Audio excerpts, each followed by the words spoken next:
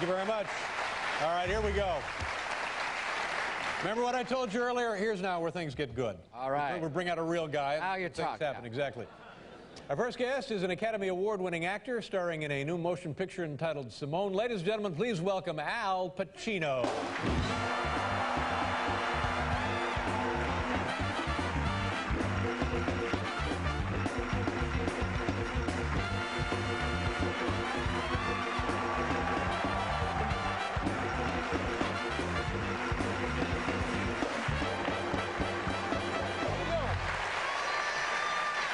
Pacino, kids, there you go.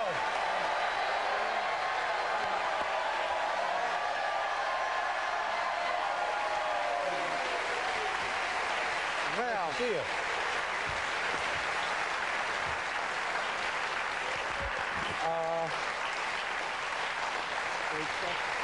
How you doing? Well, hello, dude. Yeah. Somebody told me I should say that. I got that from someone. So. Hey, you know, I was not expecting you. Normally, I don't think I remember you having blonde hair. And it looks. How'd that happen? Yeah. How did that happen? Is that? oh, it wasn't me. Well, it's the thing with actors. You know, we always change our thing, and sometimes we change our hair. And I was in this part, and it called for gray hair, and my hair, believe it or not, isn't normally gray except for the sideburns. So we had to bleach it. I hit the sun. Now it turned blonde. So it's blonde and gray, and the roots are black. So you know, it's totally out of control. You know, it doesn't. I'm not saying it looks bad. It's just different. It's unusual. It's different. Yeah. But a lot of people with it, I think, though. I've been seeing. Well, at least that's what. Start to notice. Are you going to just let it go now because there's probably not much you can do with it? We'll let it go. Yeah. Just let it go. Let it live its own. Follow its own course. Do you remember the? I know that I have not seen you on many television shows. I don't think I've ever seen you. I know I've never seen you on this show. But. I saw you. I think I saw you on an airplane once. That's exactly right. That's a long, long time ago. We were flying east, I believe. Yes, But have you?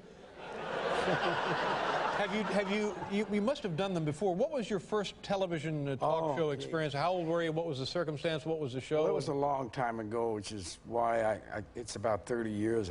30 years? More, yeah. Yeah. You do one every 30 years or so? Every 30. Well, we'll see after this one.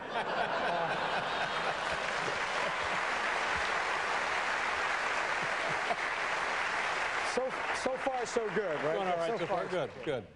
Yeah, well, I was on this show. I could mention it was the Merv Griffin show, but I don't know if my story about it is as accurate as what happened, what really happened. But I was. You know how it is when you tell the story and you think about it years later. It's sort of. So I went out.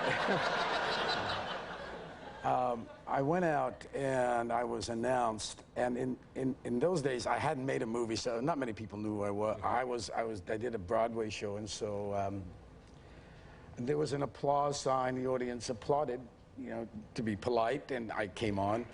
But I wasn't used to it because I thought they were applauding and they don't know me, but still I was still into the theater bow, so I bowed as though I was doing. I had just finished Hamlet, and I came out, and...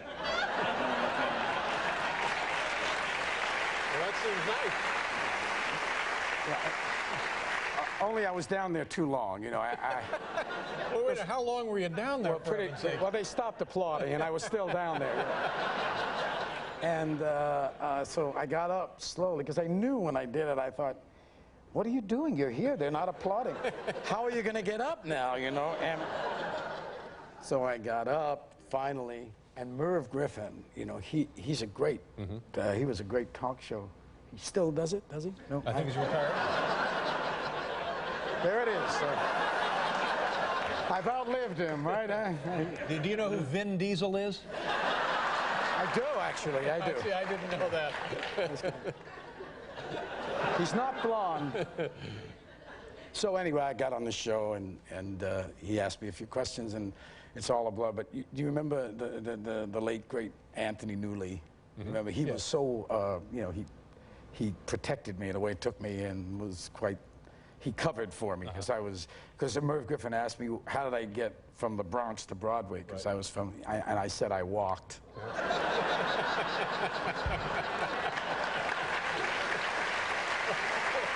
all right. I thought that was funny. It is funny. It's funny. Now, I'm looking over your filmography. That's a list of your work. And this is unbelievable to me. The second motion picture, and tell me if this is not correct, the second motion picture that you made is The Godfather. Is that true? Is that how that actually works? It's true. And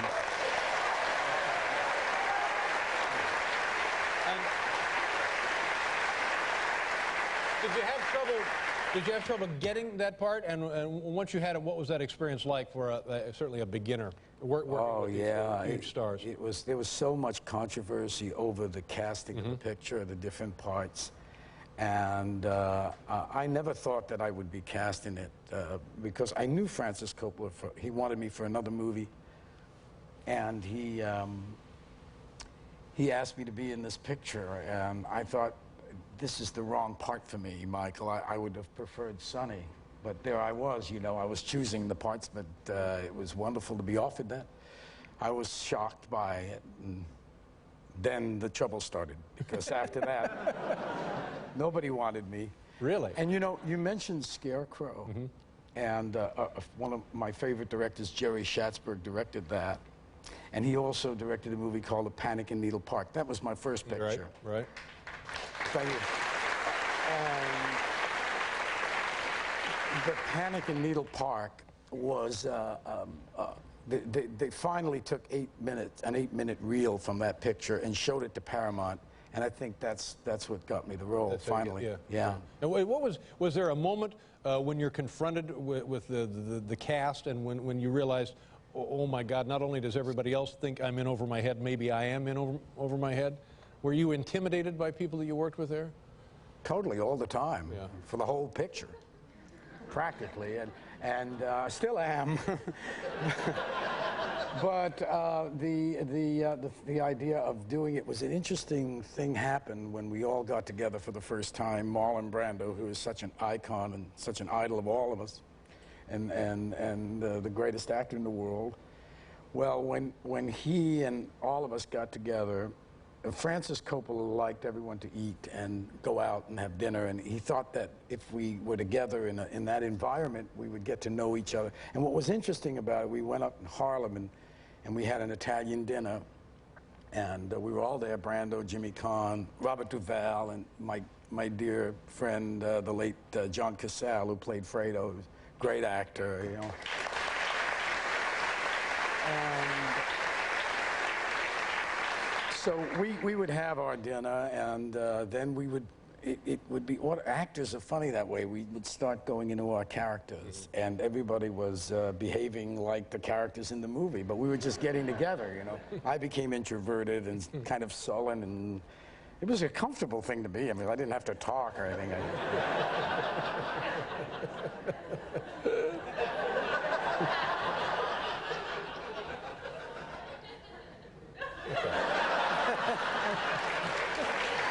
Take a bow. We'll be right back with Al Pacino, everybody.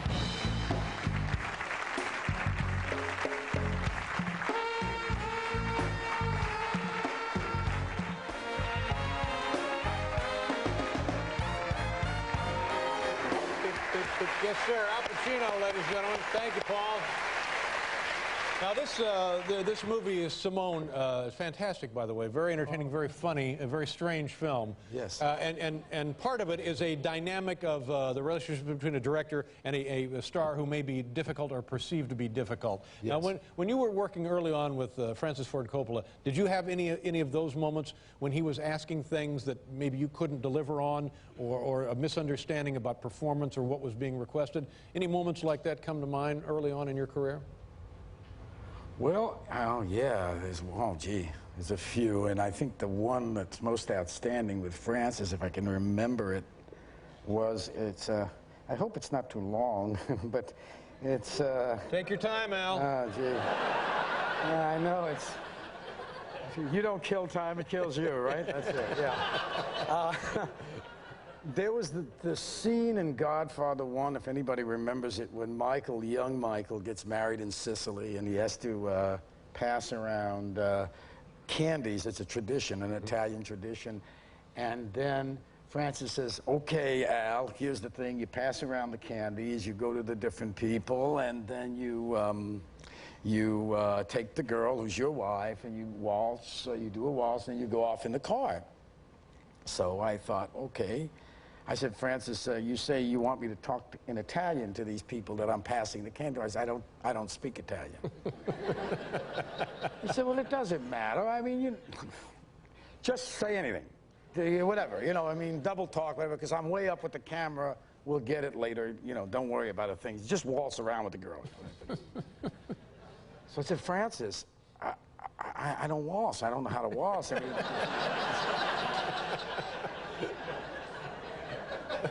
he's looking at me. He said, well, do something. You move with the girl. It doesn't matter. Just move around. Hold her. You walk around. You've got some. Just do a thing. Spin around a couple of times. I got the camera up there. It doesn't matter. Get in the car and take off. I said, Francis, I don't drive.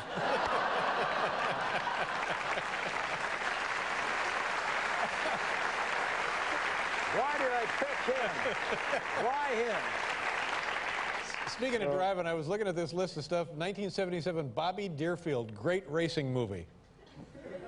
Don't you think? Well, yeah. I mean, I liked it, but I like a lot. There's some parts in it that were quite good. Sidney Pollack directed that, and he did Tootsie and that wonderful movie with Meryl Streep, Out of Africa. He's a great director. Tell us stories about working in live theater. Well, there's so many. I have stories. I just happen to know about this one thing. I had a story. Your theater is what I do most of the time, believe it or not. Really? Yeah. Is that your preference, honestly? Well, it's what I started with, and I think that I have a more of a feeling about it some way. I feel more at home when I'm doing it. The money's a little different, though, isn't it? Yeah. That's why I can afford to do it now, actually.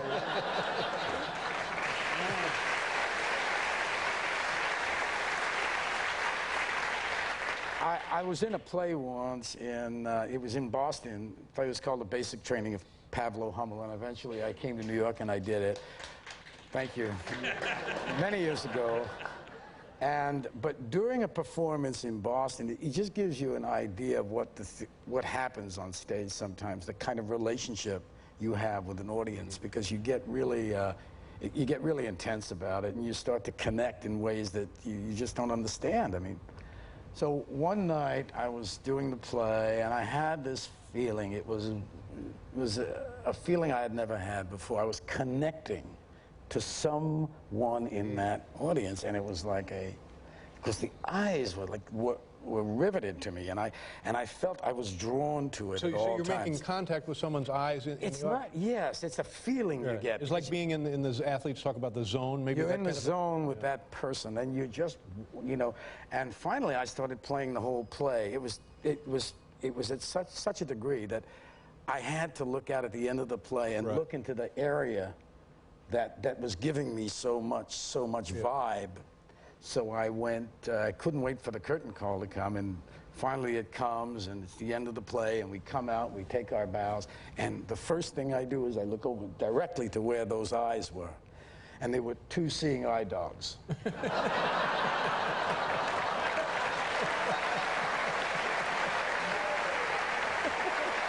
that's silly.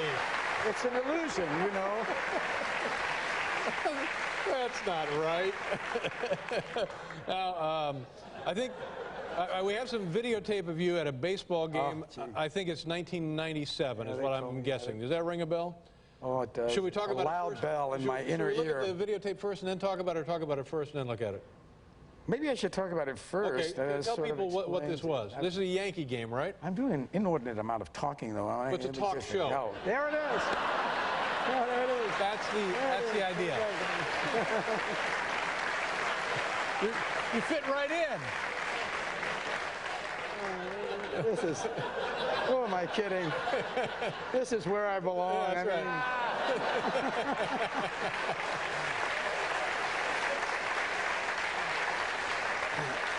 Anyway, one day I'm going to the baseball game. You're a big sports fan. Well, I like sports a lot. I enjoy the games. I love baseball and all of them. You know, it's great to watch the athletes. They're amazing.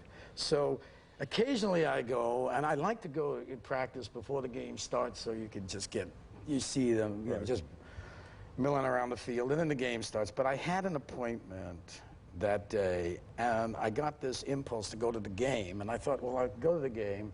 And I was with my girlfriend, Beverly D'Angelo, and we went to the...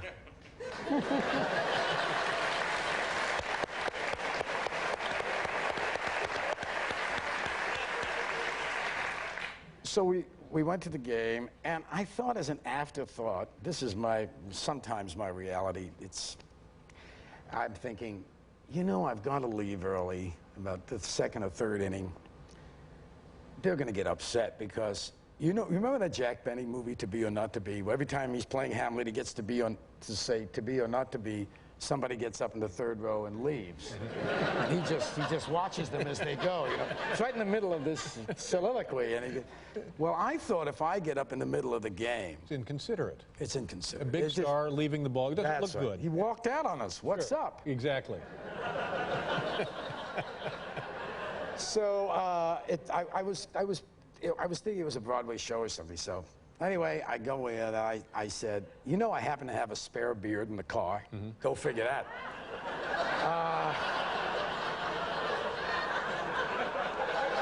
In case I get hungry, you know. So I put the beard on, and it's like, you know, the Smith Brothers kind of beard. And I got a baseball cap and some eyeglasses. Right. Well, I might have known something was wrong, because as I was going to my seat with this, I passed someone who said, "Hi, Al." Yeah. You know. So I was off and running with that, you know.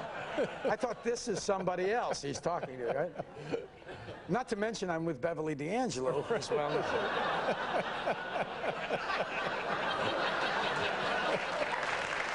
of it makes any sense. So I'm sitting down, and I'm watching them practice, and at one time my chin started to itch a little bit, so I lifted up the beard and went underneath it. But I'm so sure of myself, you know what I mean? No one's going to know, right. And Beverly's there, and I'm not putting two and two together yet, until I look out in the field, and for some reason, the cameras that were on the players are now switched and turned around on me. So I wound up being on the 11 o'clock news. I was on highlights. At the end of the year, they showed it as special crazy things that happened, and it was me with the big... Crazy things that happened. Crazy things. Well, you must have felt like a dope, for heaven's sakes. Did you? I still do. All right. That beard has been retired into the Museum of Mistakes. If you don't mind, let's take a look. All right, so this is the day of the ball game, 1997 at Yankee Stadium. Al Pacino, we think it's Al Pacino, man of mystery.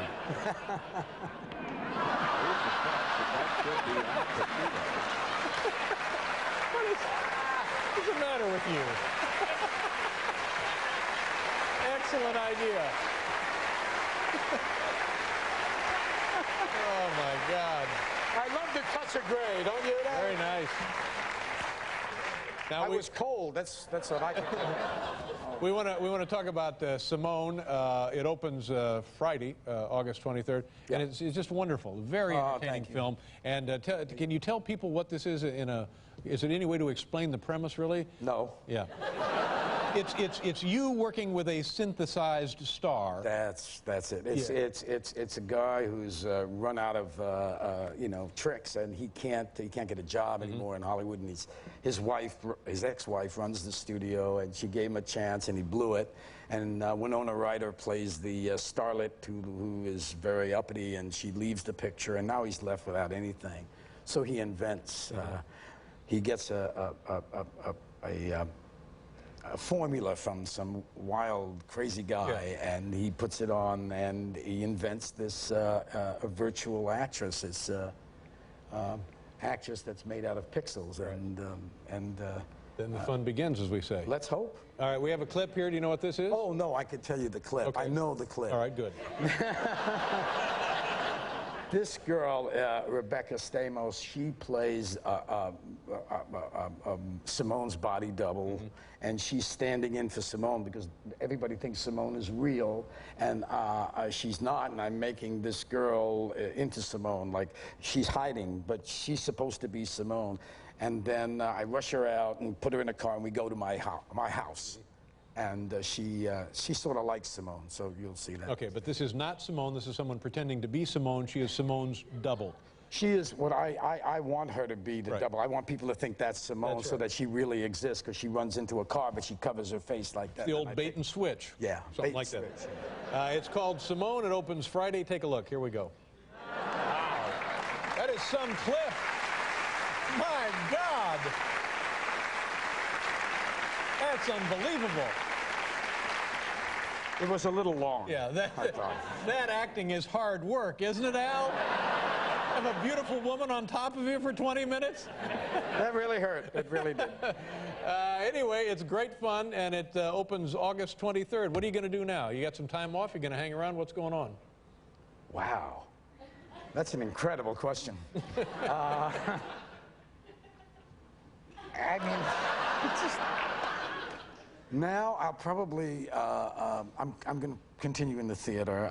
You know, I've got some plans to do some theater downtown. But I meant like tonight. You going to go home and have dinner? Oh, tonight? Well, I'll probably I got some. Actually, I have to do some dubbing tonight. Okay. I have to go to work. All right. Good to see you. Good luck with your hair. Thanks.